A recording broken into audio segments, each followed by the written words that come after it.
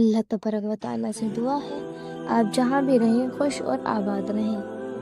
The Islamic inspiration channel میں آپ کا استقبال کرتے ہیں۔ کیسے ہیں؟ الحمدللہ آپ خیریت سے ہوں گے۔ چلیے شروع کرتے ہیں آج کی ویڈیو۔ پھنسا ہوا جہاز۔ ایک مرد سوالی کو ایک کافر بادشاہ نے گرفتار کر لیا، یعنی اپنا قیدی بنا دیا۔ وہ فرماتے ہیں کہ اس بادشاہ کا ایک بہت بڑا جہاز دریا میں پھنس گیا تھا، جو بڑی کوشش کے باوجود دریا سے نکل نہ سکا۔ آخر ایک دن جس قدر قیدی تھے ان کو بلایا گیا تاکہ وہ سب مل کر اس جہاز کو نکالیں۔ چنانچہ ان قیدیوں نے، جن کی تعداد 3000 تھی، مل کر کوشش کی، مگر پھر بھی وہ جہاز نکال نہ سکا۔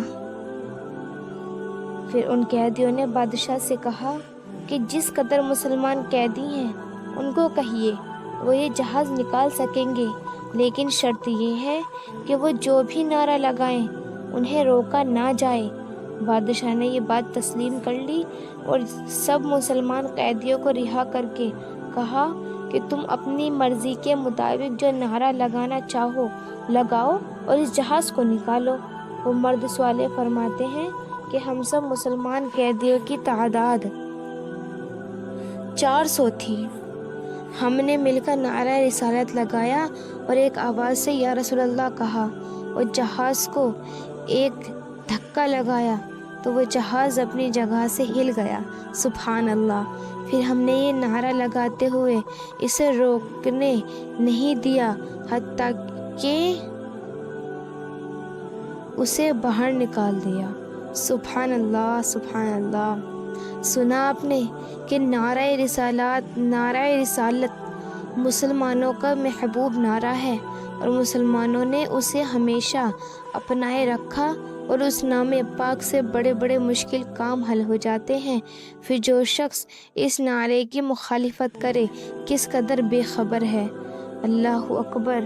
تو سنا آپ نے کہ حضور صلی اللہ تعالیٰ علیہ وسلم کے نعرے میں ہی اتنی طاقت ہے کہ ایک پھنسا ہوا جہاز نکل گیا۔ ایک اور واقعہ آپ کی سماعتوں کے حوالے۔ ملک سمرقند میں ایک بیوہ سید زادی رہتی تھی، اس کے چند بچے بھی تھے۔ ایک دن وہ اپنے بھوکے بچوں کو لے کر ایک رئیس آدمی کے پاس پہنچی اور کہا، میں سید زادی ہوں، میرے بچے بھوکے ہیں، انہیں کھانا کھلاؤ۔ وہ رئیس آدمی جو دولت کے نشے میں مخمور اور برائے نام مسلمان تھا، کہنے لگا، تم اگر واقعی سید زادی ہو تو کوئی دلیل پیش کرو۔ سید زادی بولی، میں ایک غریب بیوہ ہوں، زبان پر اعتبار کرو کہ سید زادی ہوں اور دلیل کیا پیش کروں؟ وہ بولا، میں زبانی جمع خرچ کا متعدد نہیں ہوں، اگر کوئی دلیل ہے تو پیش کرو ورنہ جاؤ۔ وہ سید زادی اپنے بچوں کو لے کر واپس چلی گئی اور ایک مجوسی رئیس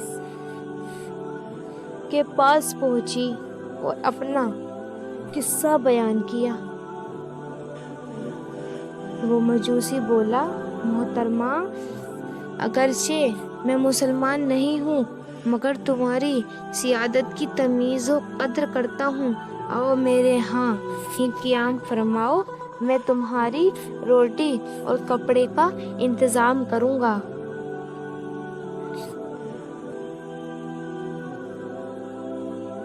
میں تمہاری روٹی اور کپڑے کا انتظام کروں گا۔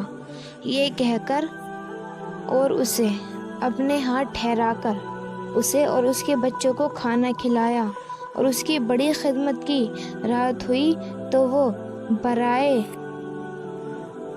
نام مسلمان رئیس سویا تو اس نے خواب میں حضور صلی اللہ تعالیٰ علیہ وسلم کو دیکھا، یعنی جس کے پاس وہ گئی تھی مدد مانگنے کے لیے اور جس نے منع کر دیا تھا۔ اس کو رات کو حضور صلی اللہ تعالیٰ علیہ وسلم کی زیارت نصیب ہوئی، جو ایک بہت بڑے نورانی محل کے پاس تشریف فرما تھے۔ اس رئیس نے پوچھا، یا رسول اللہ، یہ نورانی محل کس لیے ہے؟ حضور نے فرمایا، مسلمان کے لیے۔ وہ بولا، تو حضور میں بھی مسلمان ہوں، یہ مجھے عطا فرما دیجئے۔ حضور نے فرمایا، اگر تو مسلمان ہے تو اپنے اسلام کی کوئی دلیل پیش کر۔ اور رئیس یہ سن کر بڑا گھبرایا۔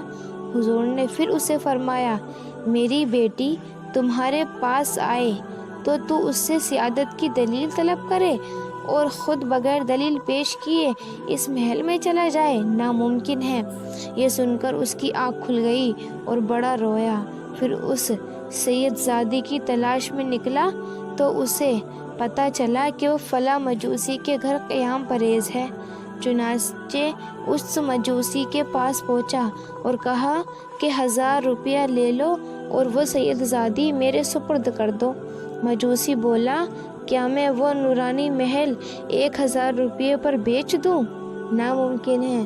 سن لو، حضور صلی اللہ تعالیٰ علیہ وسلم جو تمہیں خواب میں مل کر اس محل سے دور کر گئے ہیں، وہ مجھے بھی خواب میں مل کر اور کلمہ پڑھا کر اس محل میں داخل فرما گئے ہیں۔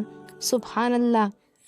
اب میں بھی بیوی بچوں سمیت مسلمان ہوں اور مجھے حضور بشارت دے گئے ہیں کہ تو اہلِ اور عیاں سمیت جنتی ہے۔ سبحان اللہ۔ دلیل طلب کرنے